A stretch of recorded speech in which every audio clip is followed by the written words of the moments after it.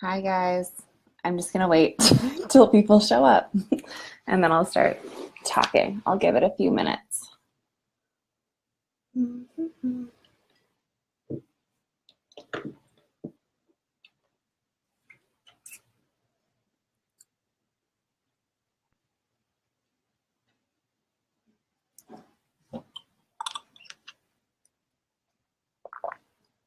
Oh, one person. Hey, two people. I feel famous. Hi guys, how you doing?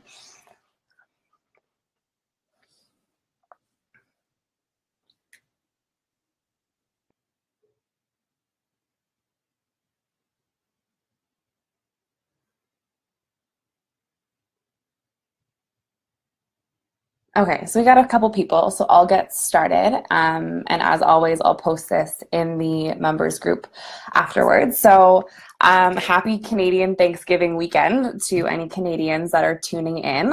So for the Americans, this is our Thanksgiving weekend. So I am headed home tomorrow to spend the weekend with my family. So I wanted to do a Facebook Live kind of about um, some things that I do before I go home to get prepared for my nutrition. I'm actually in the last 4 weeks of cutting weight for meat. So right now it's really important that I'm accurate, and it's not a time for me personally to be having untracked meals. So this is kind of for how I do things a bit more accurately. And then I'll touch on some more like mindful, ooh, sorry, someone's calling me, on some more kind of mindful tactics if you are in a place to be a bit more flexible. So first of all, what I kind of do before I go, if your house is anything like mine, the kitchen is very, very busy. So I know my mom is not thrilled if I'm in there trying to like cook chicken or like make egg whites. So what I do is I will make however much protein and like maybe a little bit more that I know I'm gonna need. So just like a couple portions cooked and pre-weighed. And of course, if I don't eat it, I'll just bring it home with me and eat it through the week.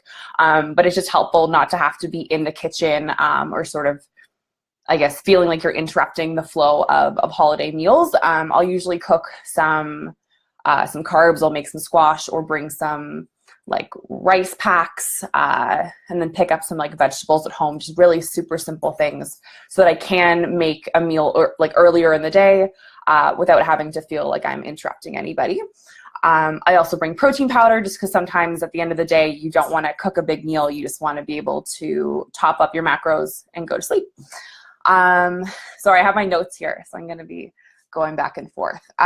So another reason why I kind of like to prepare some, if not the bulk of my food before I go is, it's a holiday weekend. I want to hang out with my family. I don't want to be feeling like I have to run to the grocery store or be focused on prepping my meals. I have everything there. I can log it into my phone ahead of time or first thing in the morning, so I can truly be face to face with my family and hang out with them, because that's really the most important thing.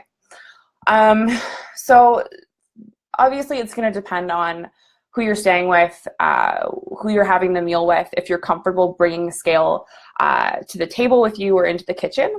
But I always, always, always bring mine as an option. It's always better to have the option there and use it versus, maybe get there and decide, oh, I wish I had it.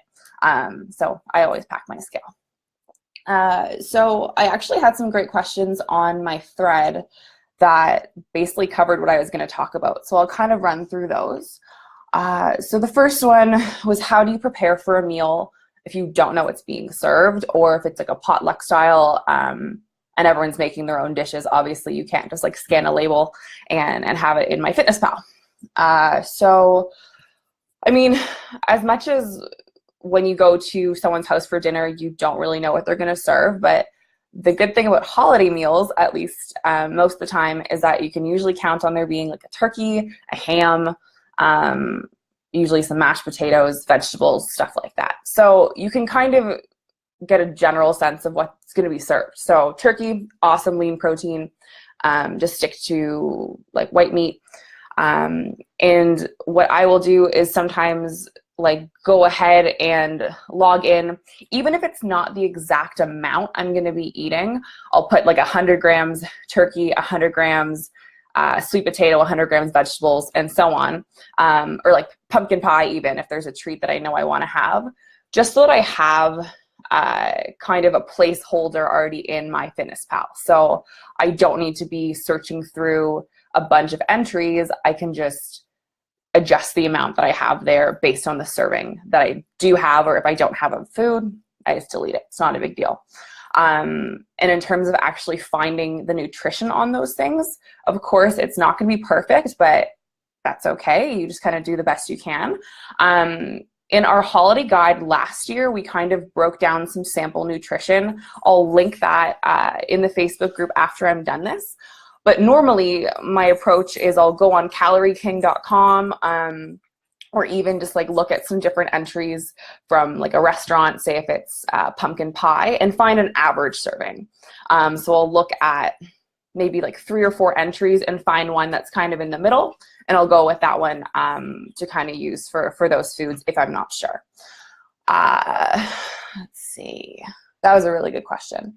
And in terms of like, obviously it's the holidays for people that do have room to be kind of flexible with their diet.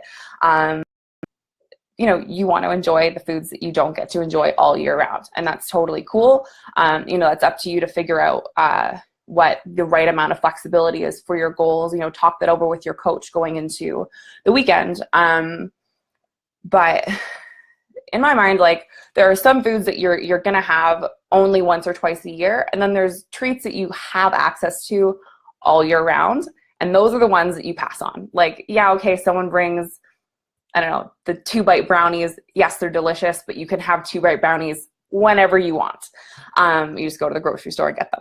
But, you know, your grandma's apple crumble that you have like really fond memories of, that's maybe the treat that you do decide, you know, I'm gonna budget into my macros a moderate and mindful portion of that food. And of course, you can always just have a spoonful of something. You don't need to have a huge portion. What I always do is prioritize what a normal meal would look like for me. So a lean protein, a big portion of vegetables or salad, a little bit of carbs. Sorry, that's my dog. He's stretching. And then once I enjoy that, I kind of sit and figure out what other things I might want to try, and then just enjoy it in moderation. Another thing that I'll kind of do is have the main meal, like my balanced plate, sit, have a glass of water, have a diet soda, kind of let that digest so that I'm, you know, eating with my brain, not just like, oh, I want to eat this and that because I'm hungry. Like, allow yourself to digest, enjoy the company of the people that you're with, and then figure out what you want to kind of enjoy. I guess. So in terms of like portion control, it kind of builds off of that. Sorry, my dog is doing some really weird things right now. So to kind of go in, if you're not going to whip out a scale, you can just kind of gauge based on what a normal portion for you looks like. If you're a newer member, or even if you just want to kind of brush up on your estimating skills through the week, I mean, this is great to do all the time, but just like before you weigh something on a scale, estimate what the portion looks like and kind of see how close you can get. So eventually you'll get pretty close to eyeballing what 100 grams of cooked meat looks like, or 100 grams of a starchy carb, etc., just to kind of have that visual connection between them. Again, build a balanced plate. So you should be prioritizing a lean protein, leafy vegetables, greens, and then a small portion of carbohydrate. And again, you're going to understand what that looks like based on every other meal you kind of make for yourself.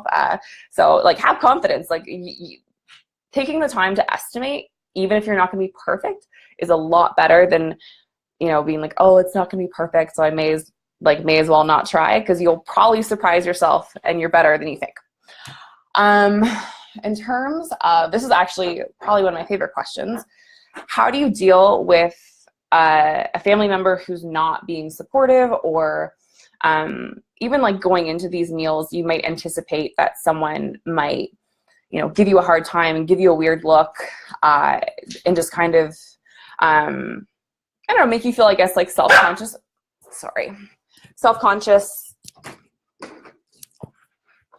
about what you're doing. So the bottom line is, at the end of the day, it's your life, they're your goals. It's about what's important to you and sticking to like your priorities. Like at the end of the day, it's your life. Maybe you see this person every weekend or once a year, it doesn't matter. It's your life, and you have the ability and to stick to what you want to do for your happiness, and you deserve to make that commitment and honor that to yourself, like 100%.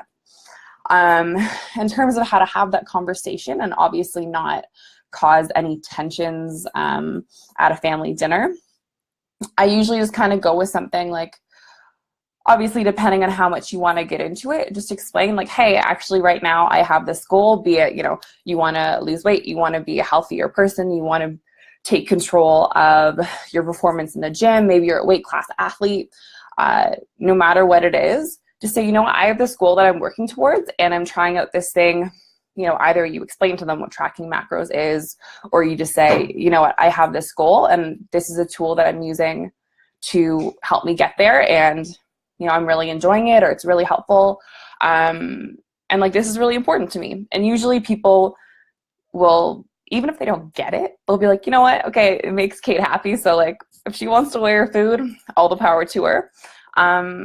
And a lot of times people just like don't understand, and it's not that they're like being hostile or are really judging you in a negative way. They just like, they don't know what you're doing or what it's all about. So kind of like going into the situation with like an empathetic perspective, where like they don't really know what you're doing and they might be confused, it might be kind of weird to them, just say, this is what I'm doing, and have a conversation, and you might be surprised. Either people are interested in what you're doing, or they congratulate you and think that it's super cool what you're doing.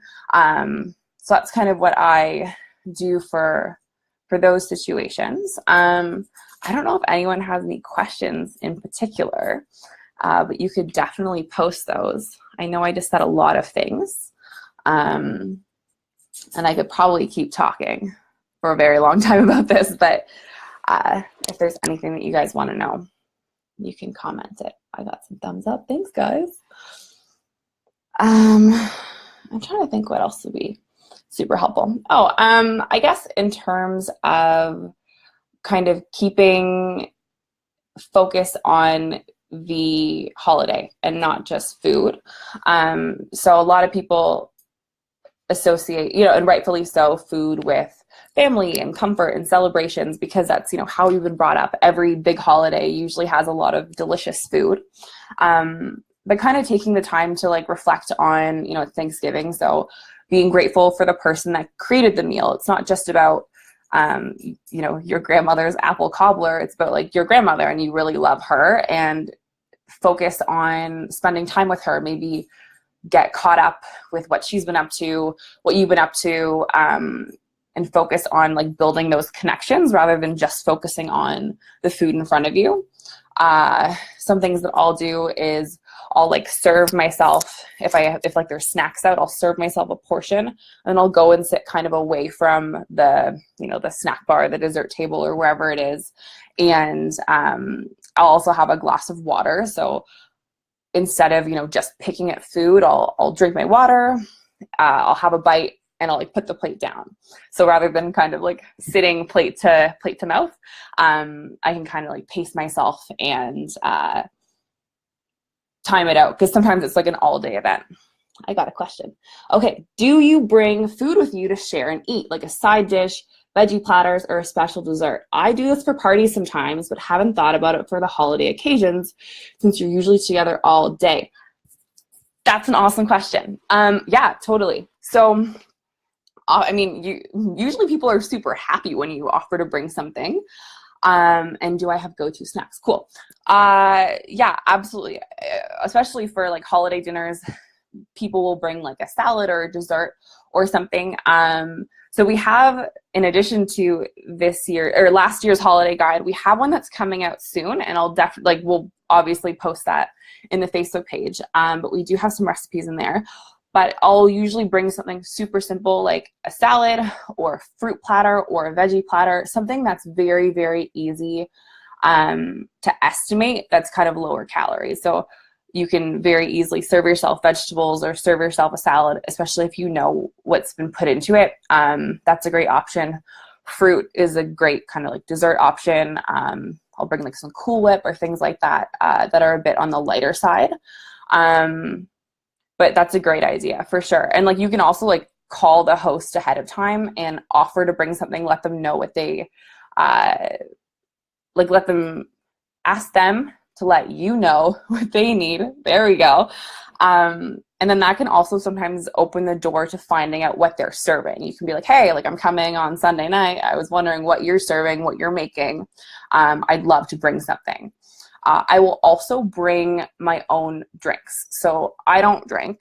So I will bring like some little Perrier cans or Diet Coke or whatever I want to drink, just so that I know that I have that option there, along with like a bottle of wine for the host, or, you know, anything that you want to enjoy, you can bring that with you. And usually people like don't even notice or care. Like, so I'll usually bring that along. And do I have go-to snacks? Yes, I do. So in my family, things are like an all-day event. So I'll usually bring like maybe a protein bar or like a granola bar, since those are like lower in fat, lower in protein. And obviously Thanksgiving is a very protein heavy meal, so you don't necessarily need to like stock up on lean protein all day long, because there's a ton there. I'll have like rice cakes. I'll pack little beef jerky, like single serving pouches. Pardon me. Just like anything that's kind of single serving and like quick and easy to eat, I'll do that. But again, like packing or bringing like a veggie tray or something that isn't like just for you is a great way to have some macro friendly snacks on hand. Yeah, I hope that answers the question. Is there anything else you guys want to know? I feel like we could talk for so long about this. I'll hang out for a little bit longer. And of course, you can also comment on the thread, and I'll respond ASAP.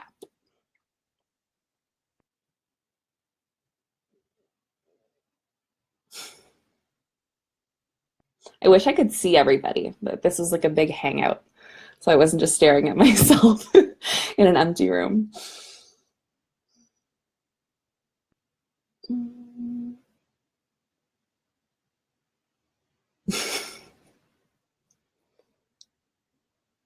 Okay, well, it seems like I kind of glossed over everything.